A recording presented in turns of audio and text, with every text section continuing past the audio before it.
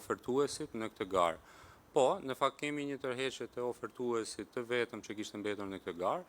me një arsye krejtësisht ekonomike, duke qenë se për shkak të rritjeve të kostove dhe efekteve të krizës ka një rritje të kostove totale të ndërtimit në përgjithësi, dhe patjetër kjo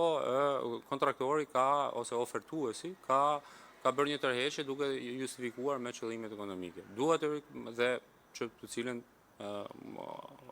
komisioni do